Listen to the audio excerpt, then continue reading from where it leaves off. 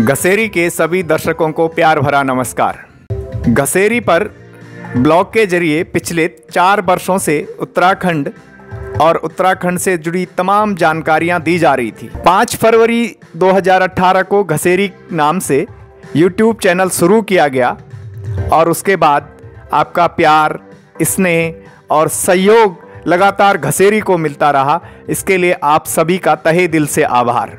घसेरी ने शुरुआत ढोल की कहानी से की थी और उसके बाद इसमें निरंतर नए आयाम जुड़ते रहे।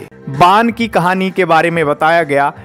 उत्तराखंड में कितनी लोक भाषाएं बोली जाती हैं और विशेषकर इन लोक भाषाओं में माँ पिताजी के लिए क्या संबोधन होता है, इसकी जानकारी काफ़ी लोगों ने पसंद की। पंदेरा का पानी में बताया गया कि आखिर यह कितना गुणकारी है। घसेरी का सबसे लोकप्रिय वीडियो जो था वह गढ़वाल के 52 गढ़ों के बारे में। अभी तक इसे 1,16,000 से अधिक व्यूज़ मिल चुके हैं, जो कि दिखाता है कि दर्शकों को गढ़वाल के 52 गढ़ के बारे में जानकारी अच्छी और उपयोगी लगी। कभी हर घर के आंगन में अपना अहम स्थान रखने वाली उरख्याली और गंजाली की कहानी के बारे में घसेरी ने बताने का अपनी तरफ से प्रयास किया। यह प्यारा ऊंचा गढ़वाल विस्तृत स्वर्णिम भारत का भाल।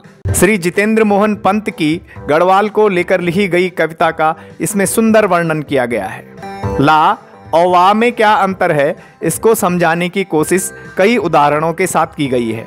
गढ़वाल में 5 शैव पीठ हैं और इन्हीं में से एक शैव पीठ है एकेश्वर महादेव। एक विशेष वीडियो में एकेश्वर महादेव की जानकारी दी गई है और इस मंदिर के महत्व के बारे में बताया गया है। गर्मियों में अक्सर पहाड़ों में, जंगलों में आग लग जाती है। आखिर आग क्यों लगती है, उसके क्या कारण हैं और उसके बचाव के क्या उपाय हैं, इनके बारे में घसेरी ने अपनी तरफ से बताने का प्रयास किया है। सुमित्रा नंदन पंत उत्तराखंड के महान कवि हुए हैं। उनकी दूध बोली कुमाऊनी थी, लेकिन उन्होंने कुमाऊनी में केवल एक कविता लिखी। क्या थी वो कविता? उत्तराखंड के पारंपरिक आभूषण और उनसे जुड़ी मान्यताएं में सभी आभूषणों के बारे में विस्तार से जानकारी दी गई है। क्या आप जानते हैं कि भारत देश का नाम किसके नाम से पड़ा? राजा भरत के नाम से। गढ़वाल में कोटद्वार के पास है कण्वाश्रम, जिसे राजा भरत की जन्मस्थली कहा जाता है। आपने सुरें तो देखी होगी, वही जिससे दूध की तरह सफ़ेद पदार्थ निकलता है।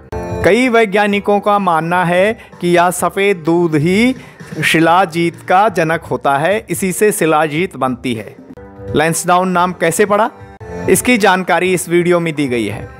हरिद्वार में हर रोज गंगा आरती होती है और घसेरी ने अपनी तरफ से आपको गंगा आरती दिखाने का प्रयास भी किया।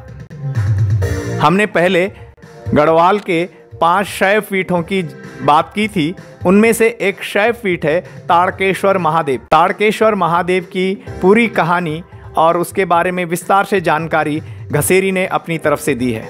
उत्तराखंड में कितने विकास खंड हैं, इसकी भी विस्तृत जानकारी घसेरी के इस चैनल पर दी गई है।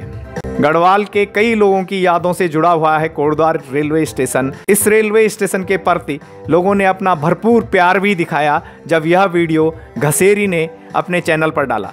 सरों, जिसे गढ़वाल में सरों और कुमाऊं में छोलिया कहा जाता है, उस नृत्य की कहानी घसेरी ने देने की कोशिश की है। मेरू एक फल जो कि पहाड़ों में आमतौर पर पाया जाता है, वह गुणों से भरपूर है। क्या आप जानते हैं कि एक बार गढ़वाल के राजा के लिए गंगा ने अपना रास्ता बदला था? क्या थी यह कहानी और क्या था इसके पीछे का सच? आखिर क्या है भुल्ला ताल का राज और क्या है भुल्ला ताल, इसके बारे में जरूर जानिए। गढ़वाल के महान गायक नरेंद्र सिंह नेगी के जन्मदिन के अवसर भी घसेरी ने एक खास वीडियो तैयार किया था, जिसमें सावन पर उनके गीतों के बारे में बताने का प्रयास किया गया है। सावन में ही एक त्योहार पड़ता है घी त्योहार। कहते हैं कि अगर उस दिन आपने घी नहीं खाया तो आपको अगले जन्म में घोंघा बनना पड़ेगा। आखिर क्या है इसका सच, देखिए जरूर। और उत्तराखंड की 2 नदियों को सास और बहू की संज्ञा दी गई है। कौन सी हैं वो 2 नदियाँ और क्यों दी गई है उनको सास और बहू की संज्ञा, यह भी जानिए। इस बीच घसेरी ने उत्तराखंड से सुदूर दक्षिण अमेरिकी देश चिली के अटाकामा मरुस्थल के बारे में भी जानकारी देने की कोशिश की। यही नहीं, एंडीज पर्वत श्रृंखला के एक हिस्से के बारे में भी जानकारी एक अलग से वीडियो में दी गई है, जो कि उम्मीद है आपको पसंद आई होगी। हम पहाड़ियों की कई यादों को समेटे हुए है ककड़ी। इन यादों को ताज़ा करने की कोशिश की है घसेरी ने। जानते हैं किसे कहते हैं टुकलू? कद्दू के पत्ते और उनकी सब्जी बड़ी स्वादिष्ट बनती है। कैसे बनती है देखिएगा। अक्सर जिसे हम कुएड़ी समझते हैं वह बादल होते हैं। क्या है कुएड़ी और बादल में अंतर? पहाड़ी कौथिगों की शान होती है जलेबी। क्या है जलेबी की कहानी? कहाँ से उत्तराखंड में पहुंची जलेबी? यह जानने के लिए यह वीडियो जरूर देखिए। परमला, जिसे कई जगह ककोड़ा तो कहीं मीठा करेला कहा जाता है, यह गुणों की खान है। कैसे तैयारी की जाती थी पहाड़ की रामलीला की और किस तरह से खेली जाती थी पहाड़ की रामलीला, इसके बारे में विस्तार से यहाँ पर बताया गया है। अक्सर हम अपने हाथों पर एक छाप बनाते थे, एक वनस्पति का, एक फर्न का। क्या है वो फर्न? रिंगाल। कभी हमने कलम बनाई थी रिंगाल से, उसकी कंडी भी बनती हैं। इसी रिंगाल की जानकारी घसेरी ने देने की कोशिश की है। पिछले साल इलाहाबाद का नाम बदलकर प्रयागराज कर दिया गया था।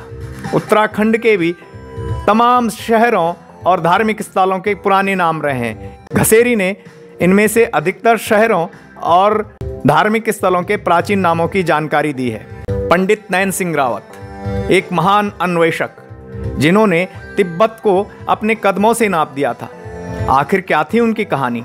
आखिर क्यों उनके नाम के आगे पंडित लगा? यह जरूर जानिएगा। पहाड़ में किसी समय माप के लिए सेर और पाथा चलते थे। उत्तराखंड में क्या थे माप के पैमाने, इसके बारे में विस्तार से बताया गया है। कौन था पंवार वंश का पहला राजा और वह कहां से गढ़वाल पहुंचा था, इसकी जानकारी देने की भी घसेरी ने अपनी तरफ से कोशिश की है। अक्सर सितंबर से लेकर नवंबर तक गांव में कभी गोठ लगाई जाती थी और गोठ के आखिर में होती थी गोठ पुजाई। गोठ और गोठ पुजाई की तमाम यादों को ताज़ा करने और उसके बारे में जानकारी देने के लिए घसेरी ने अपनी तरफ से एक सार्थक प्रयास किया है। कोदा के तमाम गुणों की घसेरी ने जानकारी दी और लोगों ने इसे काफ़ी पसंद भी किया। कुमाऊं की एक सेठानी थी जसुली शौक्याणी। इस सेठानी ने कुमाऊं में और गढ़वाल में कई धर्मशालाएं स्थापित की थी, लेकिन इन धर्मशालाओं के निर्माण के पीछे छिपी थी एक कहानी। क्या थी वो कहानी? जरूर जानिएगा। कहते हैं कि सरस्वती नदी विलुप्त हो चुकी है, लेकिन उत्तराखंड में एक जगह पर अब भी बहती है सरस्वती नदी।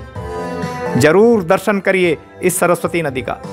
उत्तराखंड में कभी शादियों में निमंत्रण पत्र नहीं दिया जाता था। निमंत्रण पत्र के बदले दिया जाता था अरसा।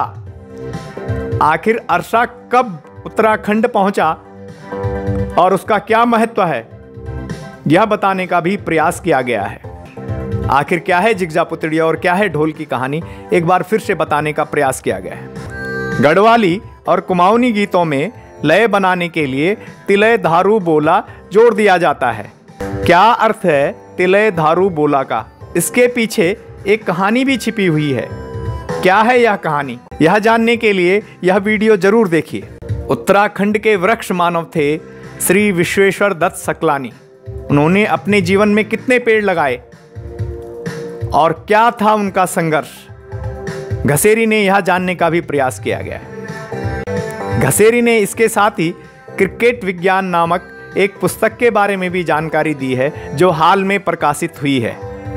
उम्मीद है कि आपका घसेरी के साथ यह प्यार आगे भी निरंतर बना रहेगा और आप इस चैनल को लगातार बढ़ावा देने की कोशिश करेंगे, जो कि पूरी तरह से उत्तराखंड और वहां के निवासियों को समर्पित है। आपका एक बार फिर तहे दिल से आभार।